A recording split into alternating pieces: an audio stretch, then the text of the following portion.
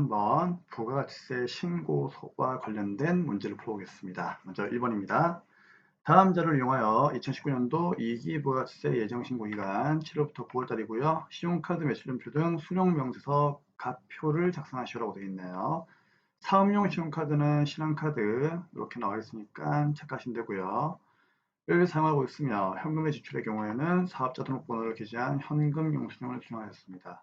상대 거래처는 모두 일반 과세자라고 가정하며 매매출연표 입력은 생략한다. 자, 그럼 분개할 필요 없이 그냥 바로 입력을 하자는 얘기예요. 자, 그러면 여러분들 우리가 이 문제를 풀기 전에 간단하게 신용카드 매출연표 등 수령명세서에 대해서 설명을 좀 드리고 문제를 바로 풀어보도록 하겠습니다. 자, 화면을 보도록 하죠. 신용카드 매출연표 등 수령명세서에 대해서 간단하게 얘기를 해드릴게요. 자, 우리가 이제 어떤 재원화 명목을 매입하게 되면은 세운계한서를 수취하게 되면은 매입세 공제가 되는 거죠.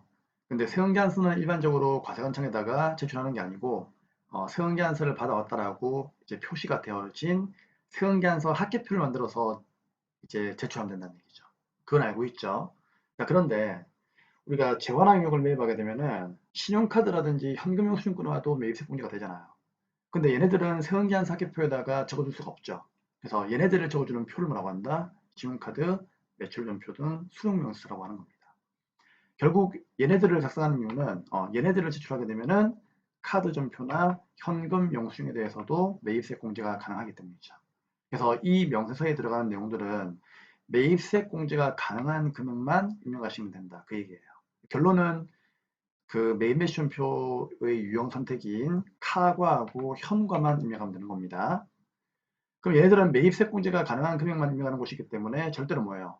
매입세공제가 불가능한 금액을 입력하시면 안 되겠죠. 그래서 입력하면 안 되는 것들을 암기하셔야 되는데 뭐 기본 강의도 다 있으니까 짧게 한번 보도록 하죠. 첫째는 뭐 불공과 면세는 원래 매입세공제가 안 되는 거기 때문에 얘네들은 입력 안 하죠. 두 번째, 세금계안서를 중복으로 수취한다면 그때 뭡니까? 그때도 입력 안 하죠. 왜? 이거는 세금계안서가 우선적으로 공제가 되기 때문이죠. 그렇죠? 세금계안서라고 공제가 되는 거기 때문에 카드는 그냥 들러리일 뿐이죠. 그래서 공제가 안 되는 거고요. 그다음 세 번째는 세금계안서 교부면제 사업자와 거래하여 수취한 부분도 입력을 안 하죠. 세금계안서를 교부를 면제하는 사업자들은 어차피 세금계안서를 발행할 수가 없잖아요. 그럼 그런 사람들한테는 카드를 꺼도 맞죠? 카드를 꺼도 원칙이 세금계산서 교부가 안 되는 거니까 카드 전표를 꺼봤자 즉 카드 전표를 수령해봤자 공제가 안 된다는 얘기죠. 그래서 매입세 공제가 안 되기 때문에 교부 면제자한테 받아온 내용들도 입력하시면 안 되는 겁니다. 그러면 교부 면제자들은 누가 있습니까? 이 두 줄만 외우시면 되겠죠. 누구? 첫째는 쌤이 업종을 외우라고 했죠. 택시를 타고 목욕탕 가고 난 뒤에 이미자 입장권 사러 가자. 그렇죠? 그래서 택시, 목욕, 이발, 미용, 자판기, 입장권 발행 사업자. 우리가 흔히 말하는 KTX하고 항공권 얘기하는 거죠. 그래서 이런 이제 내용들을 우리가 구입하게 되면은요, 당연히 뭐다. 이런 사업자들한테 구입하게 되면은 카드를 꺼봤자 매입세 공제가 안 되는 거예요. 그 다음에 간이가 사업자한테도 카드를 꺼봤자 매입세 공제가 안 됩니다. 왜? 간이가 사업자도 원칙은 세원계산서를 교부하지 못하기 때문이죠. 단 소매업자에게 수취한 부분은 매입세 공제가 되기 때문에 그건 입력이 가능해요. 됐습니다. 그러면 다음에 이제 문제를 풀어보도록 하죠. 1번 문제는 아까 읽었으니까요. 이제 바로 풀도록 하죠. 자, 이거는 우리가 이제 공제가 되는 것들만 입력하는 거기 때문에 공제가 안 되는 것들을 먼저 제거하시면 되겠죠. 그럼 첫 번째 뭐다? 증빙을 봐야 되겠죠. 그러면 증빙은 전부 다 신용카드하고 현금 영수증이니까 공제가 되죠. 여기 만약에 세금 계산서가 있으면 걔는 공제가 안 되는 거예요. 자, 그 다음에 이제 내역을 봐야 되는데, 자, 내역을 이제 하나씩 보겠습니다. 자, 7월부터 9월달까지니까 7, 8, 9가 와야 돼요. 그리고 이제 내역을 볼 건데, 직원 출장 택시 요금. 여러분, 택시 요금은 아시죠? 이게 누구였습니까? 방금? 얘였죠? 어디 갔지? 택시. 세금계산서 교부 면제자하고 거래한 거기 때문에 얘는 공제가 안 되죠. 이게 입력하면 안 되는 것들이잖아요. 그렇죠? 그래서 첫 번째부터 나왔네요. 네, 신성택시는 매입세 공제가 안 되니까 얘는 입력하면 안 됩니다. 연필로 쭉 꺼버리세요. 자, 두 번째, 사무실 복합키 토너 구입. 공제가 되죠? 네. 세 번째, 사무실 탕비실에 음료수 구입, 직원들 위한 복리후생비니까 공제가 되는 거예요. 그러니까 소모품비는 공제가 되고 복리후생비도 공제가 됩니다. 자, 세 번째, 원재료 구입 시 법인카드를 꺼었죠. 그럼 여기까지는 공제가 되는 거죠. 근데 뭐가 있어요? 세원기한서를 수취했네요. 그러면 안 되죠. 세원기한서 수취하게 되면은 세원기한서가 중복으로 수취가 된 거기 때문에 이거는 세원기한서 우선으로 공제가 되기 때문에 카드에서는 공제가 안 됩니다. 그렇기 때문에 중복 수취분도 입력하시면 안 되는 겁니다. 쉽죠? 그럼 우리는 누구를? 여기 있는 7번과 8번에 있는 요 두 개만 입력을 하시면 되는 거예요. 맞습니까? 네. 자, 풀이는 끝났습니다. 그럼 요 두 개만 한번 입력을 해보도록 하죠. 자, 전산의 부가치의 신용카드 수령명세서를 마우스로 클릭하시면 되고요. 자, 여기에서 날짜는 7월에서 9월까지 놓고 쭉 그냥 옮겨 적기만 하면 되는 겁니다. 그럼 첫 번째 누구였죠? 7월 31일이었죠? 그럼 0731 빠르게 갈게요. 9분은 7월 31일 거에 현금 영수증이죠. 문제 보고 있죠? 현금 영수증이니까 여기 1번 찍으면 되고요. 공급자는 F2 누르고 누굽니까? 오피스. 그다음에 카드 회원번호도 F2 누르면요 카드가 나올 거예요. 우리 신한카드라 나와 있죠? 그래서 요거를 그냥 여러분들이 엔터를 치면 됩니다. 아 근데 이거는 카드를 달면 안 되겠다. 왜? 현금 영수증이죠. 그럼 스페이스 엔터 지울게요. 자, 이거는 현금 영수증이기 때문에 카드 번호를 달면 안 돼요. 얼마입니까? 15만원, 세금 15,000원. 두 번째, 8월 12일이죠? 이것도 08, 잠시만요. 0812. 0을 항상 붙이세요, 앞에. 자, 사무실, 탕비실이죠. 음료수 구입했고, 신용카드를 긁었으니까 당연히 몇 번? 3번에 사업용이죠. 문제에서 사업용 카드라고 되어 있으니까 3번을 체크하시면 되고, 공급자 F2 이음마트. 카드는 이때 이제 F2 누르고 신한카드 위에 거를 엔터 치시면 되겠죠. 금액은 얼마? 124. 아, 참. 금액은 얼마죠? 5만원에 5천원. 네, 됐습니다. 끝났죠? 네. 그럼 ESC 빠져나오고 저장하시겠습니까? 예 하면은 이상으로 1번 문제 끝이 나면서 3점이 확보가 되겠습니다. 그래서 항상 이 문제 풀 때는요, 공제가 안 되는 것들을 꼭 암기하세요. 첫째 뭐, 불공은 안 됨, 면세는 안 됨. 둘째, 세원기한서 중복수치분은 안 됨. 셋째는요, 세원기한서 교부 면제자한테 구입한 거는 안 된다. 교부 면제자는 얘네들이 있다. 단, 소매업자한테 수취한 부분은 매입세 공제가 가능하다. 기억나죠? 네, 이상으로 3번은 끝내고요. 3번에 1번은 끝내고요. 이제 2번 문제 풀러 가겠습니다. 자, 이번은 다음은 현대기업의 2019년도 2기 부가세 확정 신고 기간에 대한 관련 자료입니다. 이를 반영하여 2019년 2기 확정 신고 기간분, 자, 확정이죠. 대손세 공제 신고서를 작성하고 부가가치세 신고서를 작성하시오. 야, 이거는 중요한 게 있습니다. 대손세 공제 신고서도 작성해야 되지만 모두 부가가치세 신고서도 작성해야 돼요. 위험하죠. 깜빡했고 이 부가가치세 신고서 작성 안 하면은 감점 처리가 되는 겁니다. 부가가치세 신고서와 대손세 공제 신고 시에 이외의 부속서류 작성은 행하고 기존에 입력된 자료는 무시할 것. 자, 그러면 이제 문제를 한번 들어볼게요. 네, 문제를 들어보니까 여기 매출 자료가 있고 매입 자료가 있죠. 그렇죠? 그럼 요거는 이제 뭡니까? 그냥 우리가 하던 대로 부가가치세 신고서를 그냥 이렇게 옮겨 적으면 되는 거예요. 근데 여기서 이제 누가 중요한가 하면은 여기 보시면 매출 자료에서 그렇죠? 요 5번 자료가 중요해요. 이게 대손에 대한 내용이거든요. 요것만 여러분들이 잘 만들어 주시면 되는 겁니다. 그러면 우리는 대손세 공제 신고서를 작성하고 있으니까 요거를 먼저 작성하고 그 다음에 부가세 신고서를 마감을 하도록 하죠. 자, 풀기 전에 우리 대손세 공제에 대해서 간단하게 이야기를 좀 하도록 하죠. 네, 화면을 좀 보겠습니다. 대손세 공제 신고서에 대해서 간단하게 설명을 드릴게요. 사업자가 거래처에게 재화나 용역을 외상으로 매출했대요. 그럼 그 외상도 안에는 당연히 뭐다? 부가가치세와 공모가액이 들어있겠죠. 그렇죠?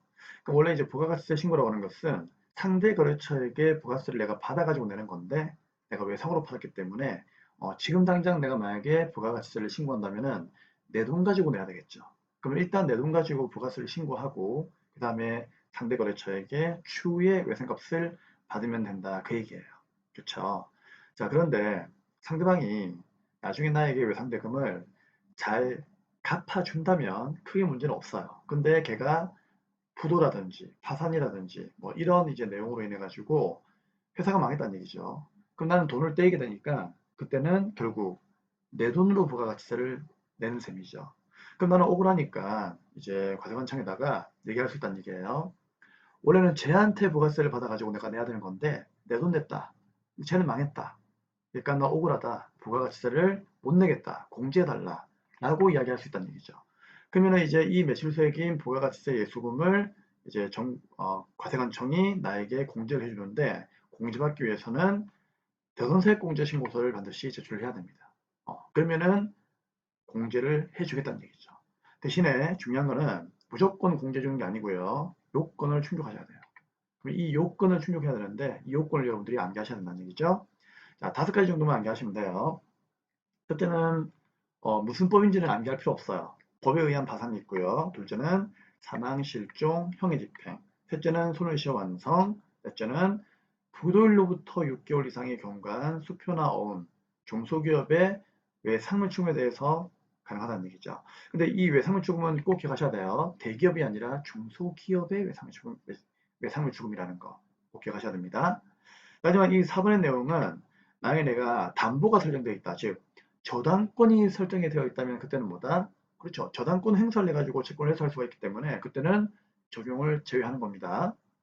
그 다음에 5번째로 회수기일이 6개월 이상 경과한 채권 중에서 그 채권의 가액이 만약에 30만 원 이하의 소액 채권이라면 그때는 전세 공제 요건을 충족할 수가 있습니다.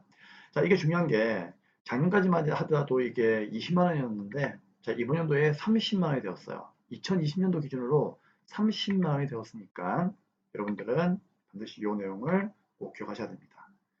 이게 왜 중요한가 하면은 이게 법이 바뀌었기 때문에 이제 객관식 문제에서 대손세액 공제 사유에 대해서 사지선다용으로 나왔을 때 이게 20만 원 이하다 그러면 이제는 틀린 거예요. 30만 원 이하가 되는 겁니다. 꼭 기억하셔야 돼요. 자, 이렇게 이제 기억하시면 되고, 그리고 이제 이 대손세 공제는 여러분 참고로 예정 신고 때는 안 되죠. 예정 신고 때는 안 되고 확정 신고 때만 신고를 해라. 그러면은 공제를 주겠다. 그래서 우리 시험 문제에서 예정 신고로 대손세 공제 문제가 나왔다. 그러면은 문제를 풀지 않는 것이 정답이에요. 아시겠죠? 하지만 그렇게 나오진 않습니다. 그래서 확정 신고 때만 한다는 거 반드시 기억을 하자. 그러면 이제 문제를 풀어보도록 하겠습니다. 이번 문제 풀어보겠습니다. 자, 문제를 읽어봤고 대손세액공제 신고서부터 작성할 건데 자, 이 아이는 매출자를 봐야 되겠죠. 대손세액공제라고 하는 것은 매출과 관련이 있는 거기 때문에 매입을 볼 필요가 없다는 얘기죠. 그럼 매출자를 보면은 몇 번? 예, 5번이죠. 이 5번에 있는 내용이 바로 대손세액공제 신청서 작성을 하는 내용이에요. 자, 그러면 문제를 읽어볼게요. 대손해 확정은 재화 용역의 공급일로부터 5년 이내 발생했고요. 자, 첫 번째 자료입니다. 세무에 대한 외상물 출금으로써 2019년도 10월 5일날에 소멸시효가 완성이 되었대요. 그러면은 얘는 소멸시효 완성이니까 대손세 공제 요건을 만족했죠. 그럼 당연히 공제 신청하면 되는 거고.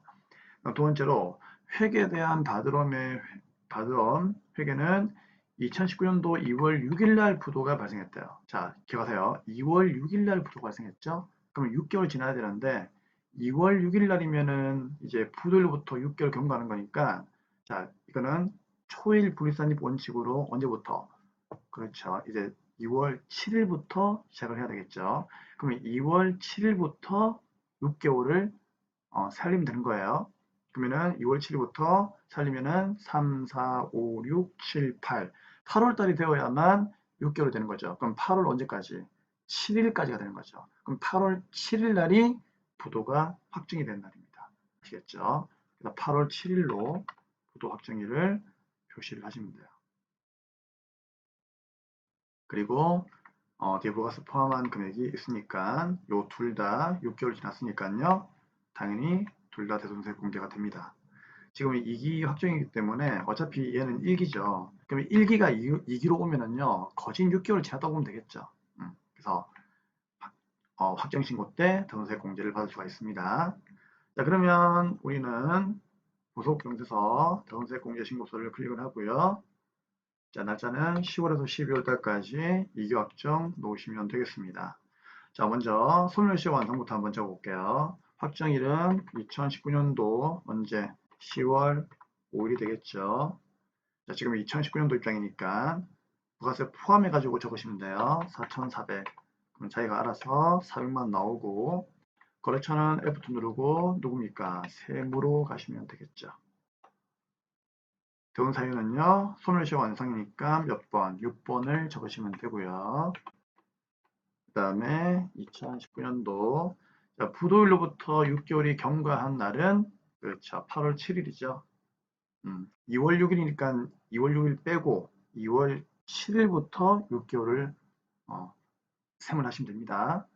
그러면은 0807이니까 0807로 적으시면 되고 금액은 5,500만 원에 금액은 500 나왔고 거래처는 F2 누르고 누굽니까? 회계죠. 자, 회계해가지고 적으시면 되고 부도 6개월 경과 5번 누르시면 되겠습니다. 자, 그러면 내가 대손세 공제 받을 수 있는 금액은 400에 500 합쳐가지고 900만 원만큼 대손세 공제를 받을 수가 있습니다. 자, 그러면 신고서는 작성 다 했죠. 그러면 ESC 누르고 빠져나오시면 되고요. 저장하시겠습니까? 반드시 예. 그럼 여기까지 부분 점수도 있습니다. 그럼 여기까지도 이제 입력하시면 되고 그리고 나서 이제 드디어 매출 자료와 매입 자료를 확인해 가지고 부가세 신고서를 마무리하시면 되겠죠. 자, 클릭. 날짜는 언제부터? 10월에서 12월까지. 자, 그러면 들어가면 이렇게 이제 빈칸에 신고서가 뜰 건데, 자, 여기서 중요한 거는 바로 이거죠. 대손세 가감이 마이너스 900이 나와 있죠. 왜 나와 있습니까? 그렇죠. 방금 우리가 공제 신고서를 작성을 했기 때문에 그 안에 있었던 대손세액이 여기로 자동 반영되는 겁니다. 자동 반영되는 거기 때문에 이걸 꼭 확인하셔야 되고, 그리고 5번에 있는 내용은 자동 반영되었으니까 별도로 입력할 필요는 없어요. 그러면 1, 2, 3, 4만 입력하면 되겠죠. 자, 1번부터 보겠습니다. 세원기한서 과세 매출액 9억 7천이죠? 그러면 1번에다가 9억 7천, 세액은 9,700. 자, 이제 2번이죠. 자, 이번은 신용카드 과세 매출액이죠. 여러분 문제를 좀 봐주세요. 선생님 바로 그냥 입력하겠습니다. 자, 신용카드 매출액은 몇 번입니까? 자, 3번이죠. 자, 얼마? 부가세가 포함되어 있죠? 잘라야지. 3천에 300. 그럼 세 번째는 현금 과세 매출액이죠.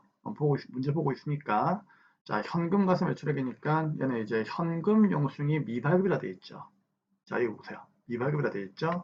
그럼 얘는 현금 영수증 하면 안 돼요. 기타에 가야 되겠죠. 증빙을 발행하지 않았으니까. 그러면 이제 부가세 포함되어 있으니까 1155만 원이면 나누기 1.1 하면은요. 공업가액은 1,050만 원 나오겠죠. 그러면 세액은 105만 원 되겠습니다. 4번의 직수출은 영세 기타 여기 가시면 되겠죠. 5번은 이제 우리가 자동 반영된 거고 그 다음에 이제 매입으로 갈게요. 자, 매입은 1번 보니까 전자세원기한서 과세 매입액이라 되어 있죠. 공급가액이 7억 1천이고 세액이 7,100이에요. 근데 원재료 매입액이 이 중에 얼마가 있다? 6억 2천, 6,200. 나머지는 기계니까 9천에 900이죠.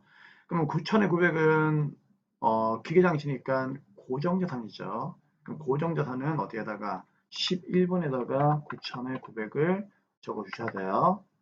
그러면 얘들을 뺀 나머지 6억 2천에 6,200 원전 매입분이 여기에 적힌다 그 얘기입니다. 그쵸? 어려운 거 없네요.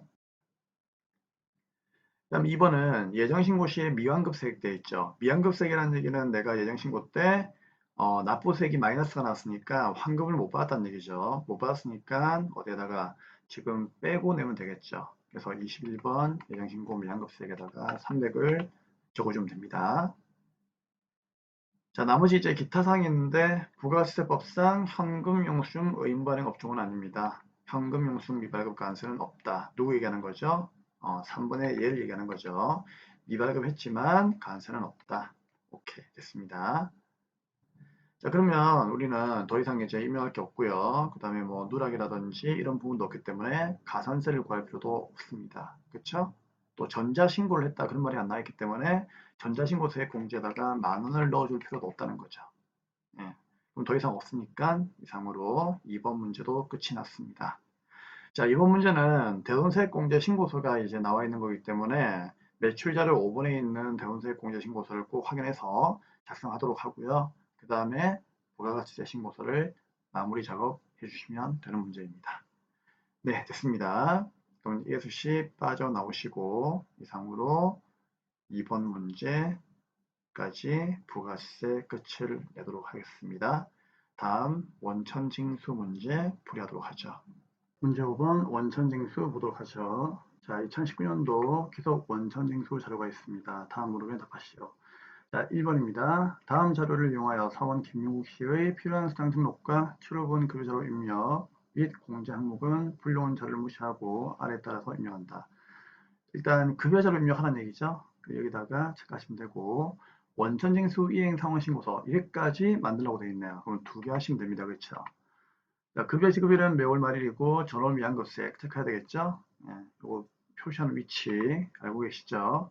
원천징수 이행 상환신고서는 매월 작성하고 김민국 씨의 급여 내용만 반영할 것. 자, 7월분 내역입니다. 월급을 지급한 날짜는 언제입니까? 예, 여기 보니까 7월 31일로 되어 있네요. 자, 그러면 일단 과세와 비과세를 구분하셔야 되는데, 자, 과세, 비과세 간단하게 한번 보도록 하죠. 네, 이제 급여 자료 입력에 대해서 문제 풀이할 건데요. 급여 자료 입력은 수당과 공제를 등록하는 게 중요한데 이 중에서 수당은요, 과세와 비과세를 나누는 것이 중요했죠. 그렇죠? 그래서 다른 건 몰라도 근로소득에 대해서는 비과세 항목을 암기하셔야 됩니다. 자, 그런데 그 많은 비과세 항목을 여러분들이 다 암기할 수는 없어요. 아시겠죠? 그렇기 때문에 시험장에 갈 때 우리가 가져가야 되는 빈출만 가지고 들어가시면 됩니다. 거기 이제 5가지가 있는데 쌤이 수업 시간 때 설명을 해 드리고요. 그리고 이제 요 내용에 대해서는 카페에다가 다 올려놓았습니다. 그래서 여러분들 다 알고 있을 거니까요. 간단하게 그냥 내용만 좀 보고 바로 문제를 풀도록 하죠. 자, 우리 근로소득 비과세는 왠지 모르게 세금을 과세했을 때 좀 우울하고 뭐 굳이 이런 것까지 과세를 해야 되느냐 그런 느낌만 잡으시면 암기할 수 있어요. 자, 5가지 여러분들이 빈출만 암기하시면 되는데, 자, 앞글자 따가지고, 야, 식자, 육회, 이렇게 외우시면 돼요. 자, 야가요, 야간 근로수당, 식대, 자가운전 보조금, 육아수당, 해외 근로수당입니다. 참고로 이제 야간 근로수당은 생산직 근로자만 되는 거죠. 사무직은 안 돼요. 월정액 급여가 210만 원 이하이고, 직전 연도의 총급액이 3천만 원 이하인 경우에 연간 한도 240만 원까지 비과세가 됩니다. 당연히 넘어가면은 과세가 되는 거죠. 자, 식대를 준다. 당연하죠. 밥 먹는 거에다가 세금을 과세한다면은 좀 나쁘죠. 그렇죠? 자, 그다음에 자가운전 보조금 내 차를 우리 회사의 업무용으로 이용했을 경우에만 비과세가 됩니다. 월 20만 원까지. 자, 근데 이게 중복으로 지급되게 되면은 과세가 되죠. 어떤 경우입니까? 예를 들어서 식당에서 식사를 주고요. 그 다음에 뭐 식사 쿠폰을 주는 거예요. 그리고 별도로 식대를 준다. 이건 좋은 거죠. 이건 기분 나쁜 게 아니지. 왜? 밥도 주고 돈도 주고 좋은 거죠. 이런 거는 과세하는 거예요. 자가운전 보조금 마찬가지입니다. 이것도 기름값 별도로 실비를 정산하고 그렇죠. 그 다음에 월급에다가 자가운전 보조금까지 준다면은요 이중으로 주는 거니까 이런 경우도 과세가 되는 겁니다. 하나 더 참고해서 하셔야 될 내용은요. 이때 이 차량은 반드시 뭐다? 본인 명의의 차량이 돼야 돼요. 아시겠죠? 타인의 명의가 아니에요. 본인 명의의 차량을 회사 업무용으로만 이용을 해야 돼요. 출퇴근용은 안 됩니다. 자, 육아수당. 만 6세 이하의 자녀가 있는 경우에 하나요. 그쵸? 자녀 수야 관계없이 월 10만 원까지 한도로 당연히 비과세가 돼야 되겠죠? 애를 키우는 게 힘드니까 이런 경우에는 비과세를 해줘야 된다. 그런 얘기예요. 그 다음에 이제 해외 근로수당. 그렇죠. 요거는 이제 그 실무에서는 잘 안 나오고 이론 문제에서 말 문제로 물어보기 때문에 참고하시라고 제가 넣어드린 거고요. 월 100만 원까지 한도로 비과세가 됩니다. 근데 건설이나 이제 원양어선에 종사하시는 분들은 너무나 힘들기 때문에 월 300만 원까지 한도로 해서 비과세를 해드리고 있습니다. 5가지 꼭 외우셔서 급여자료 입력 문제 맞출 수 있도록 합시다. 자, 그러면 문제를 한번 풀어보도록 하겠습니다. 네, 보시면 자, 먼저 수당을 좀 보셔야 되는데, 자, 기본급 상여 있는데 얘들은 일단 기본적으로 과세죠. 그 다음에 직책수당 과세고요. 그리고 월차수당도 과세입니다. 그쵸? 자, 식대는 어떻습니까? 비과세죠. 그래서 일단 B 하면 되는 거고요. 그 다음에 자가운전보조금도 비과세죠. 육아수당도 비과세입니다. 네, 일단 기본적으로 비과세가 되는 것들은 체크해 두시고요. 이제 그 다음에는 진짜로 비과세가 맞는지 판단하시면 되는 거예요. 자료를 보니까는 이거 이외에는 없죠. 근데 식대와 육아수당은 비과세 요건을 충족한답니다. 그러면 식대하고 육아수당은 그대로 놔두시면 되고, 자가운전 보조금에 대해서는 아무런 말이 안 나와 있죠. 아무런 말이 안 나와 있으면은 그냥 원칙을 따라가시면 돼요. 그냥 비과세로 그대로 두시면 됩니다. 그 다음에 이제 공제 내역들은 쭉 나와 있으니까 참고하시면 되고, 이제 입력을 해보도록 하겠습니다. 자, 그러면 급여자로 입력 가시면 되고요. 클릭. 자, 수당공제 가시면 되겠죠. 자, 기본급부터 이제 체크할 건데, 기본급 상여는 과세 그대로 놔두면 되고, 직책, 월차, 식대. 자, 식대 비과세죠? 그대로 놔두면 되고, 자가운전 비과세. 자, 야간 근로수당은 없죠? 없으니까 그냥 풀어놓으시면 되고요. 자, 여기에 자, 비과세로 하나 가가지고 누구를 추가로 입력하죠? 그렇죠. 육아수당을 반드시 입력해야 되겠죠. 자, 비과세는 유형 선택을 해야 되는데 이 유형 선택하는 거 해봤자 육아수당 하나밖에 없기 때문에 육아수당은 여러분들 꼭 그냥 암기를 하고 가면 됩니다.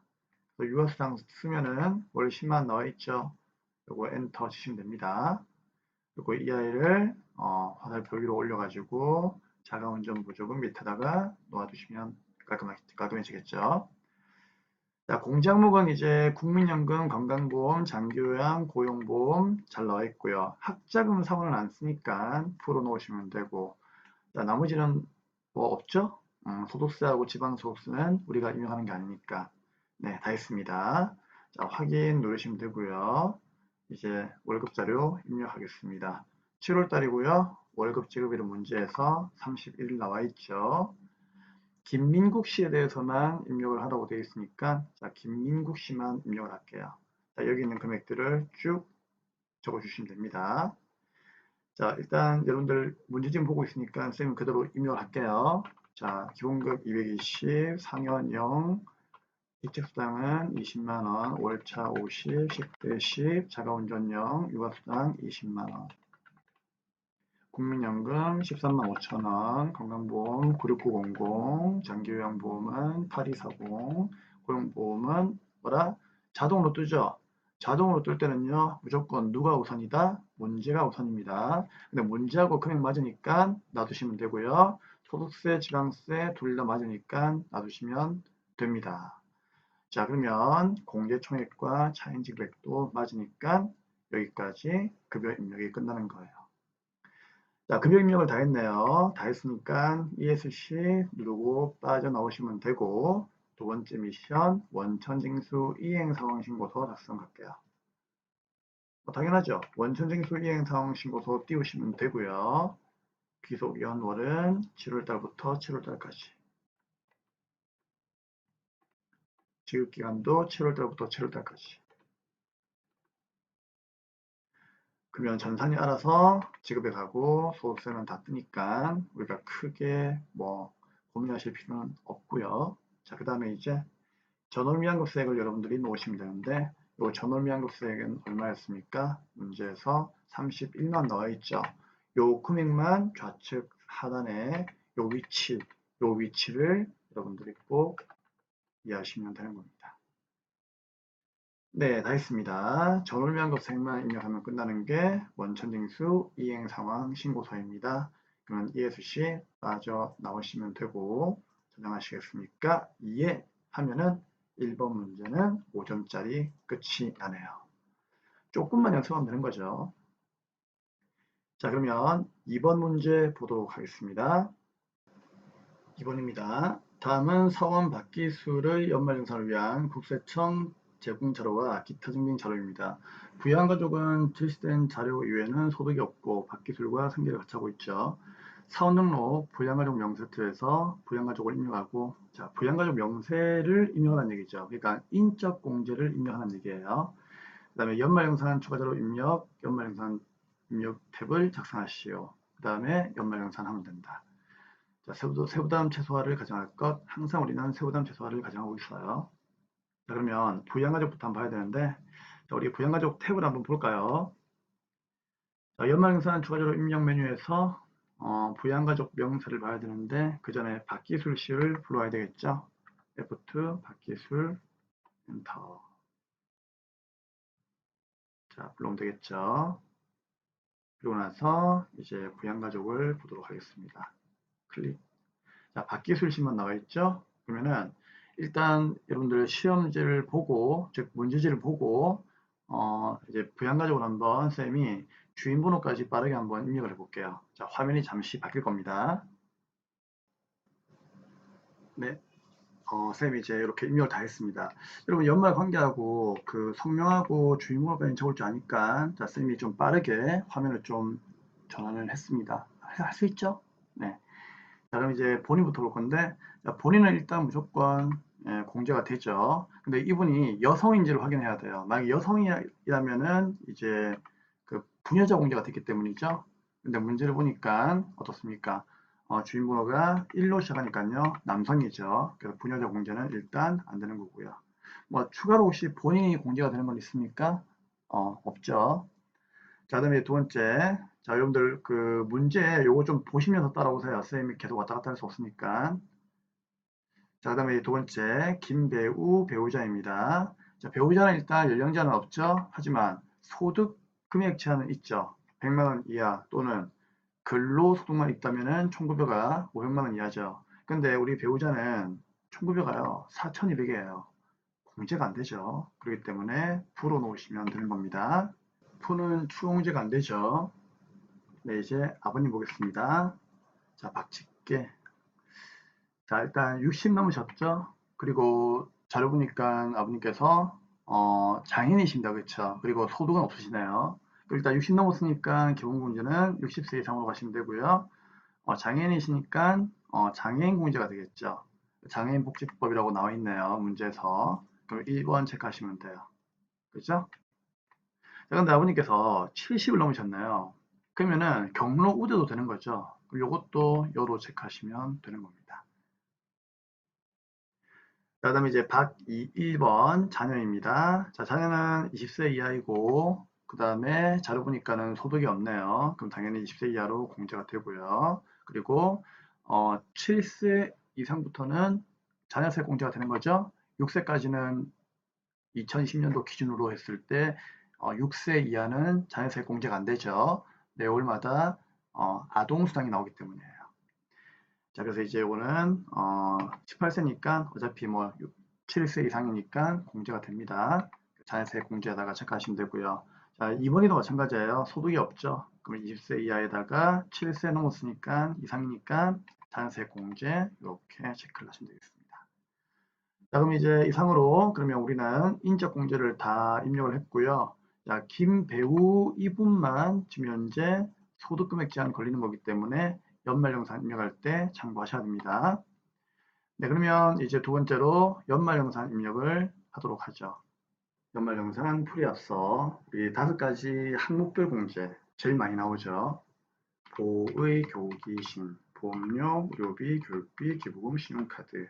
자, 연령 제한과 소득금액 제한에 대해서 간단하게 기억합시다. 보험료는 유일하게 연령 제한과 소득금액 제한이 모두 다 있어요. 하지만 의료비는 사람이 아픈 거니까 연령 제한과 소득금액 제한은 없다는 거죠. 그리고 교육비하고 기부금, 신용카드는 똑같죠. 셋 다 연령 제한은 없어요. 하지만 소득금액 제한은 있다는 것 반드시 아셔야 됩니다. 그리고 두 번째로 이제 연말정산 암기사항인데, 이건 쌤이 어차피 기본 강의 때 교재에서 다 설명드렸고요. 그렇죠? 교재 나와 있는 내용이고, 또 카페에다가 쌤이 또 요점 내용을 또 올려놓았기 때문에 뭐 요 자료는 그냥 들고 다니시면서 암기하시면은 진짜 연말정산 문제 있죠. 10점 나온다면요 제가 8점 이상 나올 거예요. 이것만 외워도 8점 이상 나오니까요. 꼭 외우셔야 됩니다. 그래서 이런 내용들은 다 설명드린 거니까 쌤이 더 이상 설명을 드리진 않을게요. 시간만 길어지고 여러분이 지루할 수 있으니까 꼭 기억을 하시기 바랍니다. 자, 문제를 한번 풀어보도록 하죠. 네, 그러면 이번 보험료부터 한번 입력을 해보겠습니다. 자, 이번에 보험료는 일단 박기술 씨가 가입한 보험료인데 우리 보험료에 대해서 간단하게 한번 볼까요? 자, 보험료는 여러분들 저축성 보험료는 공제가 안 되죠. 자, 근데 이제 보니까 여기는 장애인 보험료가 나와 있습니다. 그렇죠? 아까 이제 우리 박직계 아버님에 대한 보험료입니다. 그렇죠? 그럼 아버님은 연령제한과 소득금액 제한이 없었기 때문에 94만 원 공제가 가능합니다. 그래서 장애인 보험에다가 94만 원 이렇게 넣어주시면 됩니다. 그러면 2번 내역은 보험료 끝이 났고요. 자, 3번에 이제 교육비 내역이 있습니다. 자, 교육비 내역을 간단하게 좀 볼까요? 우리 교육비는 연령 제한은 없지만 소득금액 제한은 있었죠. 자, 직계존속은 교육비가 공제가 안 되죠. 대신에 특수교육비, 장애인 특수교육비는 공제가 됩니다. 학원, 어학연수, 대학원, 스쿨버스 당연히 공제가 안 돼요. 자, 그 다음에 1인당 50만 원 한도가 있었죠. 누구? 교복 구입비 알고 있죠? 교복하고 안경은 인당 50만 원 한도이죠. 체험학습비는 30만 원 한도. 대학원은 본인만 가능한 거예요. 그 다음에 학원은 원래 안 되지만 미취학 아동의 학원비는 공제가 가능합니다. 자, 그러면 여기는 보니까 박 1번이가 있는데 1번이는 아까 전에 소득금액 제한이 없었죠. 그렇기 때문에 1번이 교육비는 공제가 됩니다. 근데 고등학교 소묘는 전액되는 거고요. 교복 구입비는 자 이거 조심하세요. 55만 원 돼 있죠. 근데 교복은 50만 원까지만 공제기 때문에 5만 원 날리셔야 됩니다. 그러면은 96만 원하고 50만 원 더해가지고 146만 원이 되겠죠. 자, 이 아이를 교육비에서 F2 누르고 초중고에서 F2 누른 다음에 146만 원 이렇게 인당으로 금액을 입력하시면 되겠습니다. 자, 확인 누르시면 되는 거고요. 자, 그 다음에 이제 누가 있는지 볼까요? 교육비, 이제 없네요, 교육비는. 자, 그 다음에 이제 기부금 있습니다. 자, 기부금도 한번 볼까요? 자, 기부금 마찬가지로 연장과 소득금액 제한은 없습니다. 근데 기부금은 종친에 친목해 동창회는 안 됩니다. 그쵸? 공제가 안 돼요. 그리고 이제 법정 기부금을 꼭 암기하셔야 되는데 수재민 돕기, 국가의 기부, 국방원급, 국립암센터, 대안적 십자사, 그쵸? 꼭 기억하셔야 되고요. 민간단체 중에서는요, 바보의 나눔이라고 해가지고 유일하게 민간단체 기부금 중에서 유일하게 전액 공제가 되는 것입니다. 참고하시면 좋고요. 정치자금 기부금이 있는데 이거는 본인만 되는 거죠. 가족은 안 됩니다. 정치자금은 본인만 되는 거예요. 본인만. 나머지는 전부 다 지정기부금입니다. 지정기부금은 종교단체께 있고 종교단체가 아닌 게 있죠. 그것도 참고를 하셔야 됩니다. 자, 그러면 기부금이 지금 현재 1번이가 기부한 게 있네요. 얘는 유엔 난민 기구에다가 기부를 했네요. 자, 공제가 되죠. 지정기부금. 그러면 기부금은요. 여기에서 아무 때나 클릭하고 F2 눌러서 유엔 단체니까 종교단체는 아니죠. 그렇죠. 유엔 난민기구는요 법정은 아니에요. 그렇기 때문에 종교단체 외의 기부금으로 가가지고 입력을 하시면 됩니다. 이게 얼마입니까? 네, 문제 12만 원 나와 있네요. 그쵸? 자, 그다음 또 있습니까? 또 있는 것 같은데. 그래요. 자, 기타 자료 기부 영수증. 이제 박기술 본인이 또 기부한 게 있다. 그쵸? 근데 여기는 교회에 기부했네요. 1월 1일부터 12월 말까지 11조 총액 240을 기부했습니다. 어디에 입력하면 될까요? 종교단체 당일 기부금에다가 240을 입력하고 확인 눌러주시면 되겠습니다. 네, 그럼 우리는 지금까지 이제 사원등록에서 부양가족 입력을 했고 연말정산 입력도 다 했기 때문에 더 이상 할 게 없습니다. 그래서 이번 내용은 보험료하고 교육비하고 기부금만 잘 입력하시면 되는 내용이네요. 네, 끝났습니다. 다 했으면 ESC 빠져나오시고 현시간부로 86회 전산세무 2급 실무 토의도 마감을 하고요. 다음 강의 이론 강의에서 뵙도록 하죠.